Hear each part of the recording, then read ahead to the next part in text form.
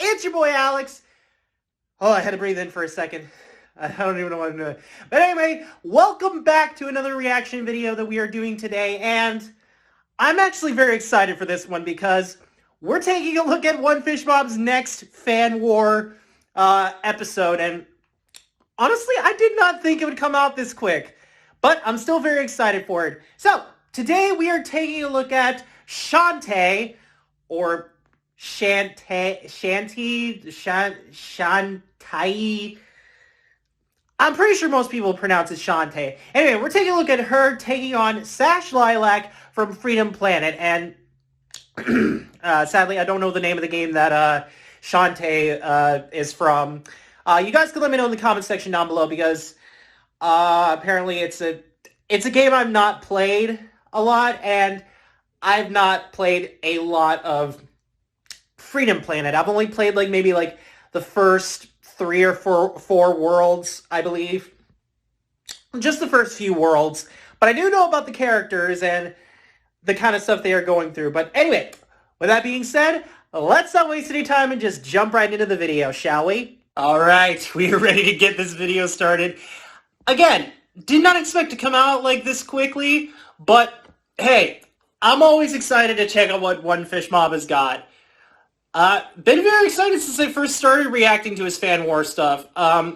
Anyway, let's not waste any time. I can't talk today. I'm just too excited to get into this. So, without further ado, let's dive right into fan war, fatal conflicts, Shantae versus Sash Lilac, and see who comes out on top in this. So, starting the video in 3, 2, 1, and let's go. Also, I do hope I have the volume turned up for everybody. Also got a little phlegm in my throat today, so that's not fun.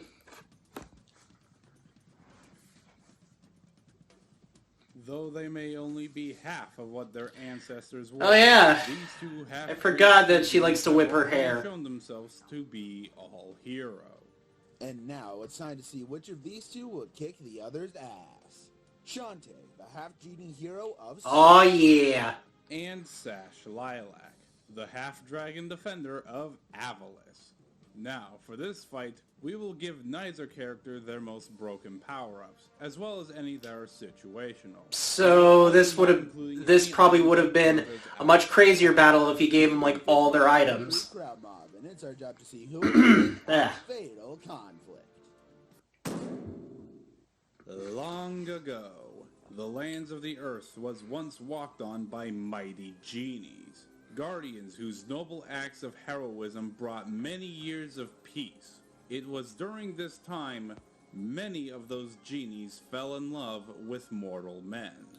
But with the ages past, all the genies eventually returned to their home realm. I was about to say, that'd be kind of redundant because one of the wishes a genie cannot grant is make someone fall in love with them. To protect the world, like this one. Living with her uncle and following in her mother's footsteps, Shantae took up the job of defending her home of Scuttletown. And be it wretched robots... Now I'm kind of wishing the game was an anime series. You can count on Shantae being there to set things straight. Oh, and in case you forgot, Fish Mob, she's half genie with a wave of yeah.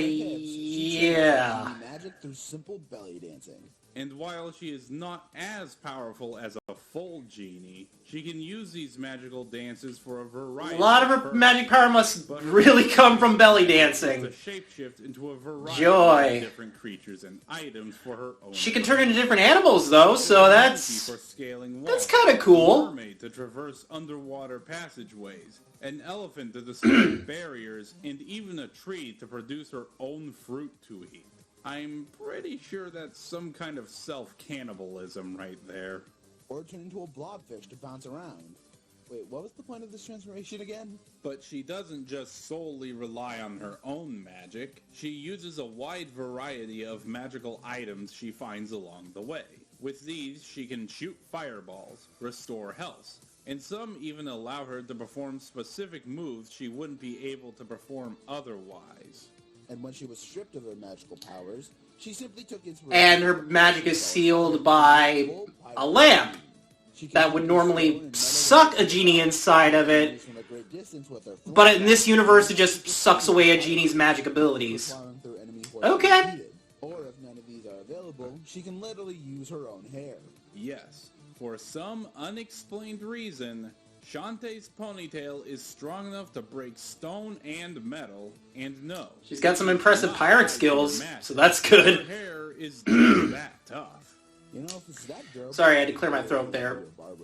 But moving on, after some combat training with her friend Bolo, Shantae exceeded in the art of battle. She can lift 1,000-ton weights in one hand, leap long distances, dodge laser beams, and survive an entire airship exploding on her without a scratch. Throughout her journeys, Shantae has faced and defeated many enemies, from Risky Boots and her pirate crew, to giant monsters, to what could be considered gods. She's even saved both the human and genie realms at one point. You can bet whenever she sees danger, she knows exactly how to act. If she sees danger, that is. Shantae can be really naive at times, and has been tricked in the past. Hell, she even once fell for a booby-trapped bathtub Risky placed in her house. Whoa! Okay. She didn't even own one. And while her transformations can be powerful, her need to dance to use them can leave her open to any So it's time-consuming belly dance magic. She has been Alright, by that makes sense. dark magic in the past. But it's clear why Shantae is often regarded as one of the most powerful half-genies in the land. And while she was offered the chance to join the full genies in their home realm, she refused the chance to enjoy eternal peace just so she could enjoy the presence of her friends. Blah, blah, blah, we get it. Friendship is magic and whatnot, but now that she can stay with her... Yeah, a little My Little Pony reference there for you. So you can bet Shantae will always be there to dance through the danger. Alright, so that's what we know about Shantae and her world and the game that she's in. Again, forgot the title of the game. You guys can let me know about that in the comment section down below. But now we're going to move on to Sash. And no, I'm not going to do like her full title name, Sash Lilac, because when I played Freedom Planet, I always called her Sash, and I think most people who played it did call her that, but they also did call her by the full name that she had. You know, because, you know, they wanted, like, you know, be nice and proper and all that. I always just called her Sash. So, let's not waste any time. Of Avalis, an Earth-like planet that was largely your And also, what's funny, this game was known for its really cheesy, bad voice acting. Anthropomorphic animals. I thought the voice acting wasn't bad, honestly. It's kind of like that cheesy, like, over-the-top voice acting that you like. And also, we now know that in this world, dragons are aliens. Learn something new every day. Also, that's not a dragon, that's a bat. I mean, unless she's like a bat dragon creature? I have no idea. Again, like I said, it's been a while since I played Freedom Planet, so... And like I said, I didn't get very far in it, so there is that. I don't think I ever ran into that character. Eventually pass on into legend by request of the ancient Avalicians. But their legacy would not be forgotten. For even to this day, the dragon's impact on the world can be felt. And nowhere else can it be felt more strongly than the half-Avalician, half-water dragon hero, Sash Lilac. Raised from a young age by a guild of thieves known as the Red Scarves, she underwent training in martial arts and the ways of thievery. But since she disagreed with the guild's lifestyle, she eventually left to live independently and find her place in life.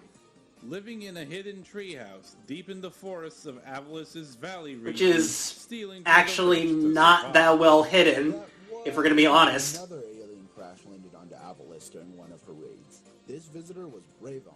Oh yeah, this guy with the green dagger blade at the beginning of the game.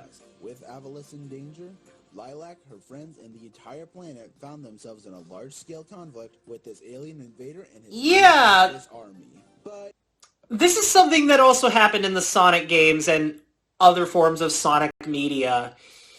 It's always like, no matter what alien race comes to the planet, or to any planet the characters are on, it always ends up being a, like, long, drawn-out war that goes on between the aliens and the race that's, like, trying to make contact with it, make peace and everything.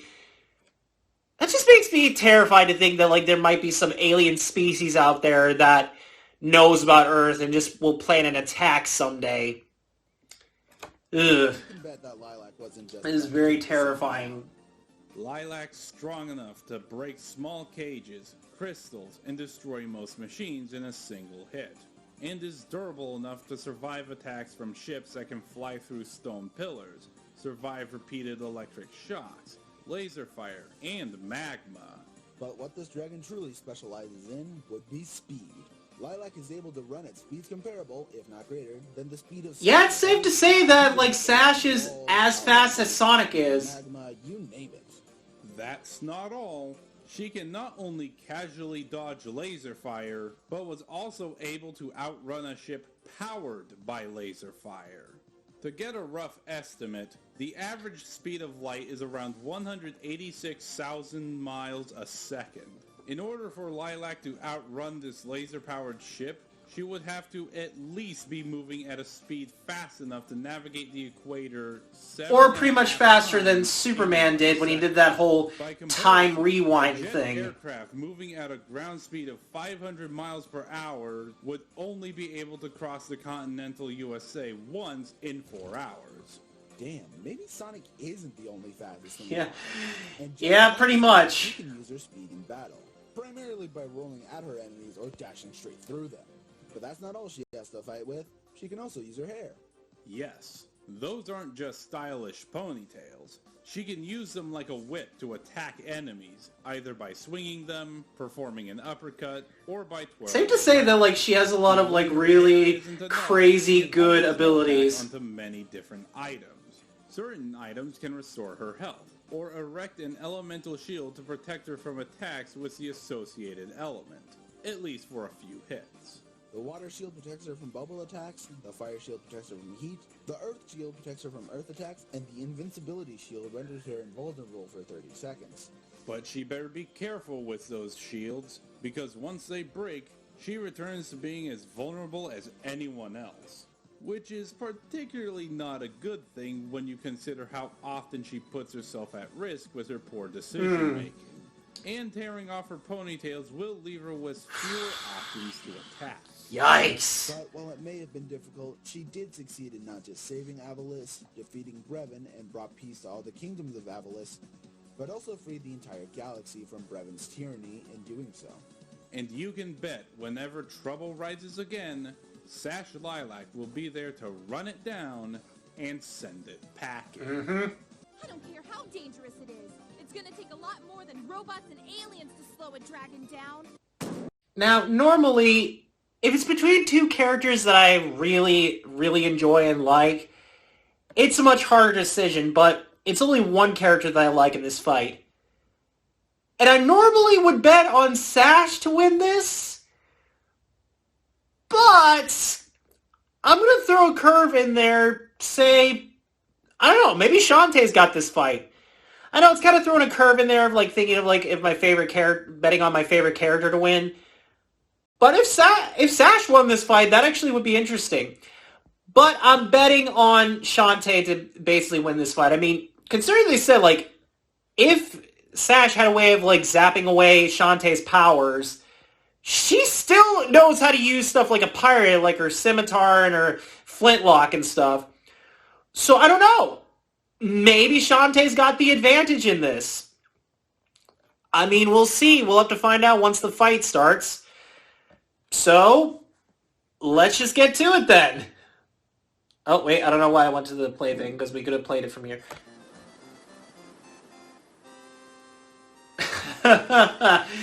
Oh, that's adorable. Oh, there's Sash just standing on a random rock.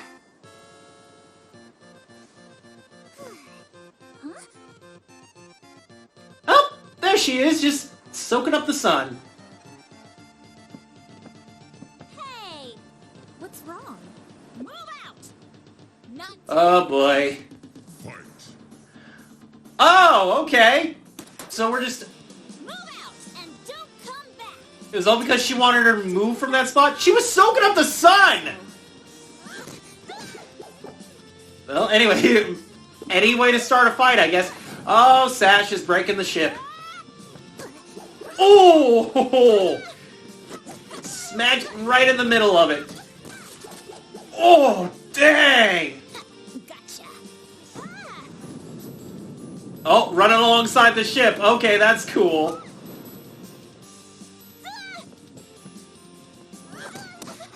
Oh, here we go. Oh, right in the back. Oh, she changing into a mermaid?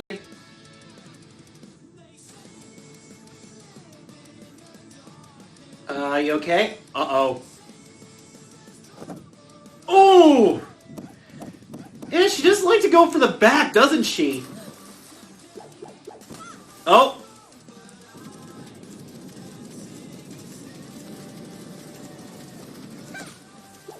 Alright, they're both evenly matched in speed. Oh, what? Holy crap!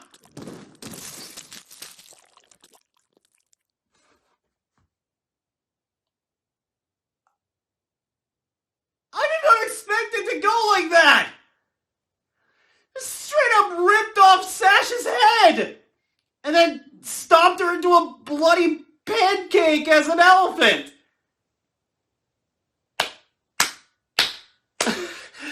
Bravo, One Fish Mob, for being creative like that. Just holy crap! Again, that totally came out of nowhere, but that's one way to end a fight quickly. Holy crap!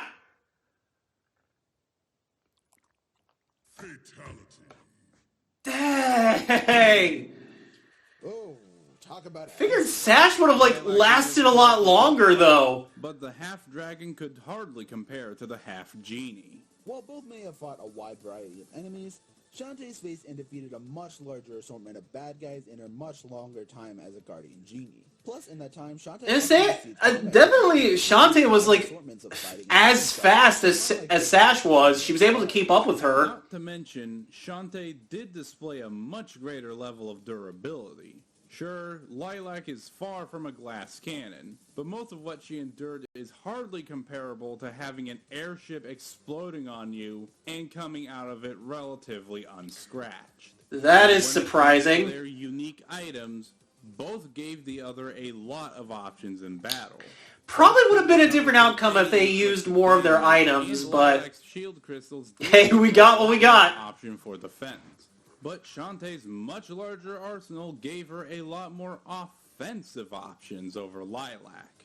With these items, she was able to increase her physical stats, and could even protect herself while she performed her little dance routines. When compared to Lilac's temporary shields, Lilac really didn't have any reliable defense against Shantae in the long run.